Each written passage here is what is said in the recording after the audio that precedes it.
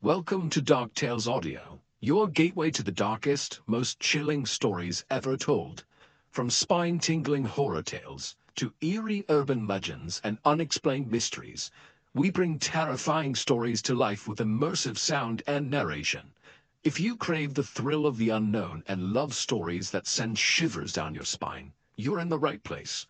Subscribe now and step into the shadows with DarkTales Audio, where fear has a voice.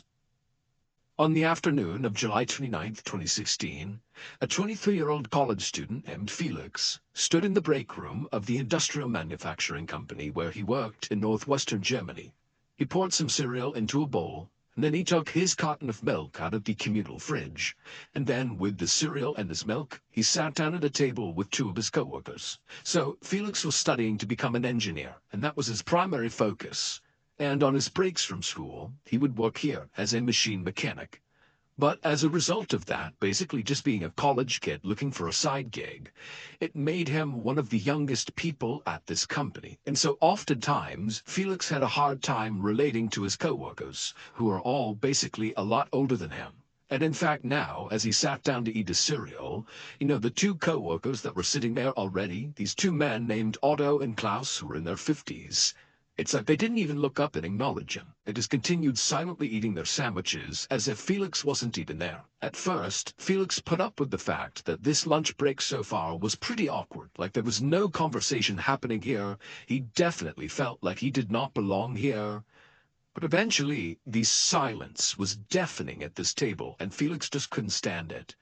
And so he said to his coworkers, Klaus and Otto, hey guys, how's the day going? And Klaus looked up and stared at Felix, and he just shrugged, said nothing, and went back to eating his food. Now, Klaus, admittedly, was known as sort of a loner employee who kind of kept to himself, so this behavior was somewhat normal, although somewhat off-putting to Felix, who's trying to obviously start a conversation here. But then Otto, he looked up, and he looked at Felix, and he was about to say something, but then paused, and this grimace came over his face.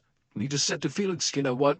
I'm not having a good day. My head hurts. My stomach hurts. I feel tired. I feel kind of awful. And so now Felix is like, okay, sorry, Otto. I don't know what to tell you. That's tough. And then the three men just kind of went back to eating and back to silence. Now, Felix didn't know how to make this any less awkward, and so he just went back to eating his cereal in silence. And then when he was done, he got up and left the awkward break room. But Felix had only been back to his job for a couple of minutes when suddenly he felt this intense stomach cramp that made him double over in pain. Now, Felix actually was somewhat accustomed to getting cramps like this one because he was lactose intolerant, and typically if he consumed dairy, shortly thereafter he would get these stabbing pains in his stomach. That's actually why he kept a carton of his own milk in the communal fridge that was lactose-free. And so suddenly Felix wondered if maybe he had accidentally grabbed the wrong milk when he had poured his cereal just now. Had he grabbed regular milk, causing this pain? And so as a wave of nausea came over him, Felix sprinted back into the break room, opened up the communal fridge to see if he had grabbed the wrong milk. But he saw there was actually only one container of milk in the fridge, and it was his, the lactose-free kind. And so he had no idea what was actually causing these cramps, because it couldn't have been dairy. But at this point, Felix was just so nauseous that all he could think about now was the fact that he could no longer work today. He had to go home. And so Felix told his supervisor he had to go, and then he rushed out to his car, he sped home, and barely made it into his bathroom in time in order to vomit into the toilet. And after he vomited, he felt a little bit better, and so he wiped his mouth, and he stood up straight, took a deep breath, and then he went to the sink and he splashed some water on his face, and he grabbed the towel and he went to dry his face. And as he did, he noticed something. He noticed the tips of his fingers were now tingling, like his hands were going numb. And so reflexively, he put down the hand towel and began flexing and, opening and closing his hands over and over again to increase the circulation to his fingers, to maybe get the feeling back, but nothing he did seemed to help, and at this point, Felix couldn't help but feel a little bit scared. Now, stomach cramps and nausea were somewhat normal symptoms for him, considering, again, he was lactose intolerant. Those were normal symptoms of illness. But Losing circulation in your hands was not something he was used to. This was something else. And so even though Felix was an adult, he was 23 years old, his first thought was, I gotta call my mom. And so that's what he did. Later, Felix was still sick. On his mother's advice, he had gone to see his doctor, and this doctor had told him that he was very likely just overworked, and he prescribed Felix some vitamins and rest.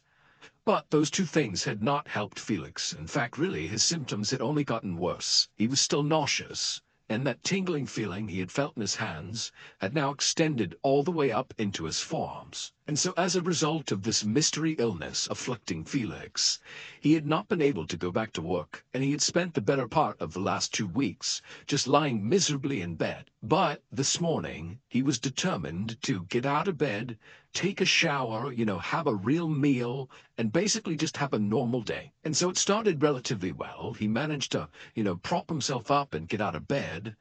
But as he staggered his way towards the bathroom, he lost his balance and had to grab onto the door to keep from falling to the ground. After steadying himself, Felix did attempt to keep walking towards the bathroom, but it was like the commands from his brain were not reaching his legs, and so he kept slipping and staggering and almost falling, and so eventually he just turned around to go back to bed, but immediately kind of collapsed to the ground and had to literally crawl painstakingly back to the bed.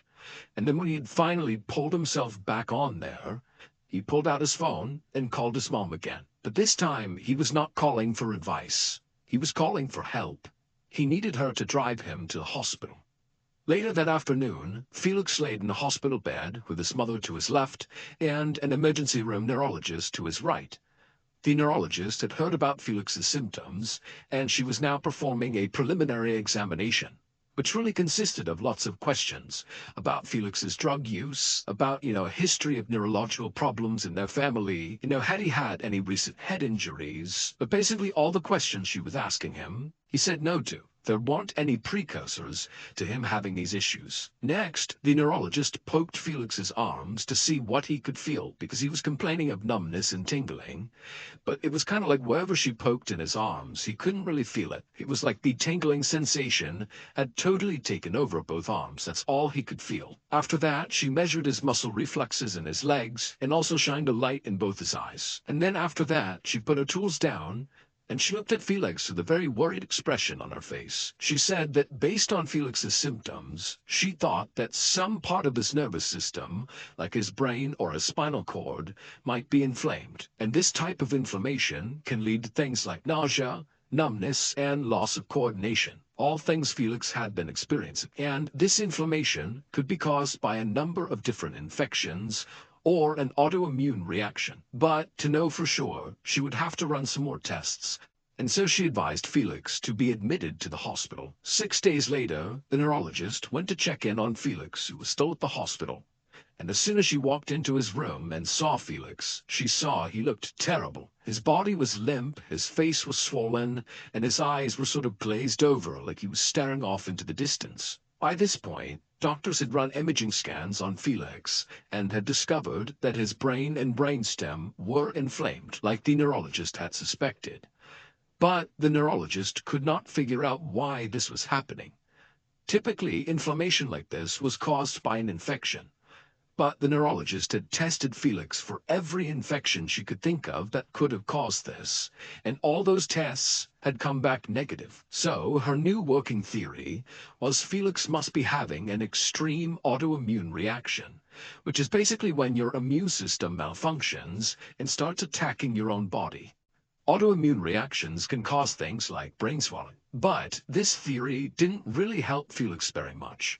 Because first of all, it was nearly impossible to test to see if this theory was even true, that it was an autoimmune reaction. And second of all, even if you knew that's what it was, unfortunately, autoimmune reactions are notoriously difficult to treat. Basically, it was a shaky diagnosis that did not come with an easy cure.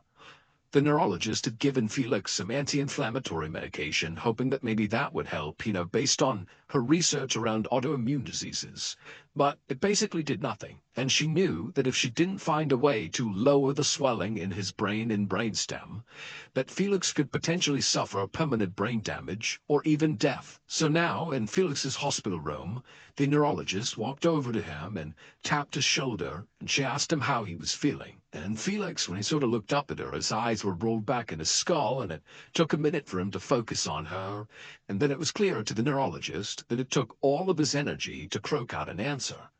But the words he said didn't make any sense. He said, metal, mouth. And the neurologist said, what? Like, what are you trying to say? And then he said, taste, water. And at that point, the neurologist realized what Felix was trying to say is that he had a metallic taste in his mouth, and he wanted a cup of water to clear his mouth. The neurologist felt like this had to be a clue about what was going on with Felix. It was not some random symptom, like this has to be connected to the totality of what was wrong with him.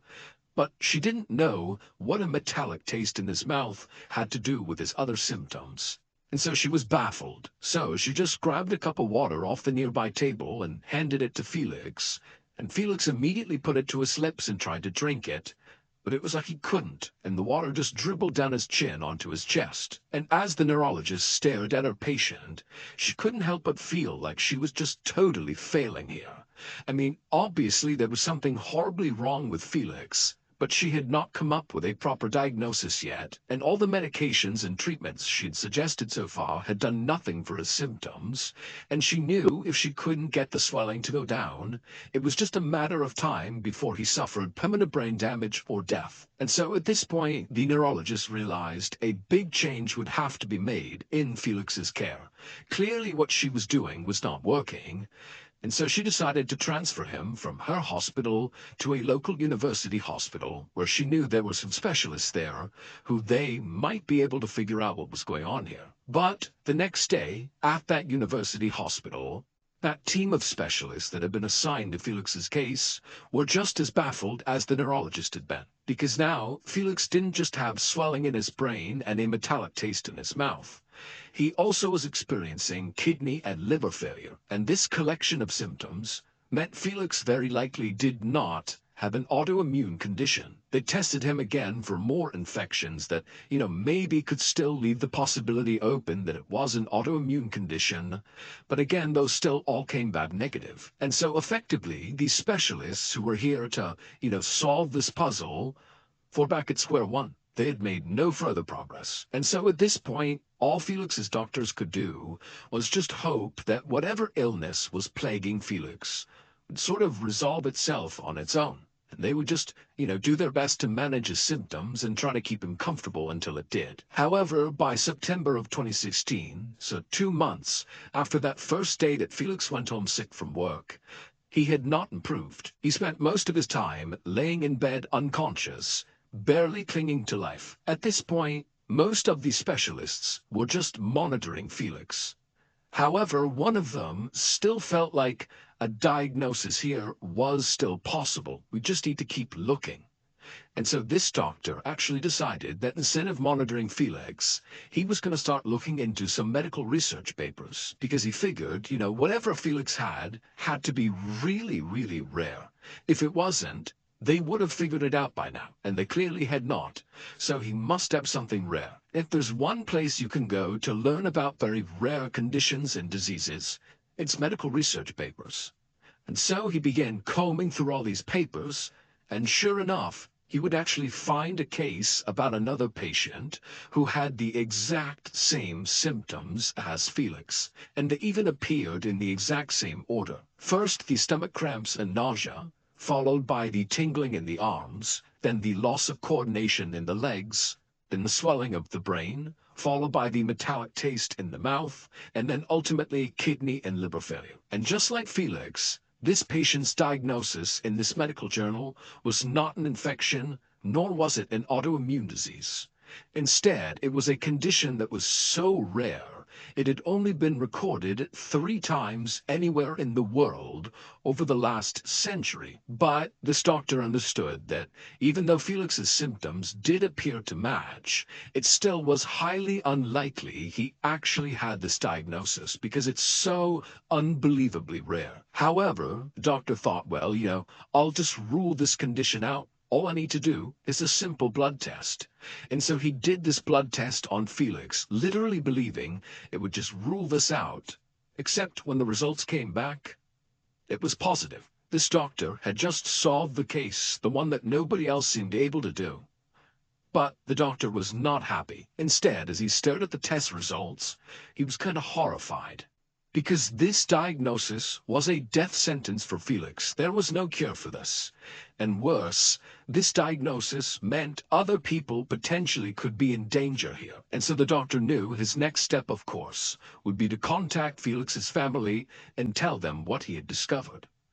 But he also knew this was no longer just a medical problem. The doctor called local law enforcement, and they began their investigation immediately.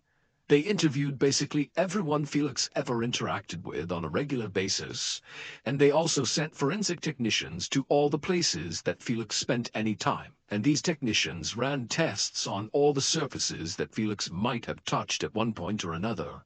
They also ran tests on the food and the water that he might have consumed. They even at one point tried to test the air that Felix had potentially breathed. And they did all this because they were trying to find one very specific substance. But despite basically looking everywhere in Felix's life for weeks and weeks, they didn't find it. Meanwhile, Felix's condition only got worse. By the end of September, he had slipped into a vegetative state. But at least so far, the doctor's worst fears had not been realized. They actually expected other people to begin to turn up to hospitals with similar symptoms as Felix. But they hadn't. So, with no answers, but with no other victims either, the police investigation began to wind down. Felix remained in a vegetative state for months and then years, and officials still just had no idea how this actually happened to him. They just kind of concluded that, well, this was a horrible tragedy that very likely will never actually be explained. But at least hopefully it will never happen to anyone else. But then, 2 years after Felix fell into his coma, some very strange things began to happen at his old manufacturing job. So at this manufacturing company where Felix used to work, it actually was pretty commonplace for employees there to get sick fairly regularly, like more than normal. However, their illnesses were sort of basic. Things like headaches and stomach aches and feeling sort of tired. Things that didn't really raise big red flags. But now, Otto, the middle-aged man who had complained to Felix over their lunch break about his stomach and his head hurting, was going into kidney failure. And in fact, he was so sick he couldn't come to work anymore and had to get dialysis 3 times a week just to live. And also, another much younger employee, whose name was Elias, he was 26 years old, he had begun having stomach aches. Now, again, that was fairly common at this company. But for Elias, these were not normal stomach aches. These were crippling, severe, like you can't focus on anything else type of stomach aches, similar to the ones Felix was having. Now, Otto and Elias had not spoken to each other about their respective illnesses. This was a place where people just kind of got sick periodically and kept it to themselves. It was just not really that big of a deal.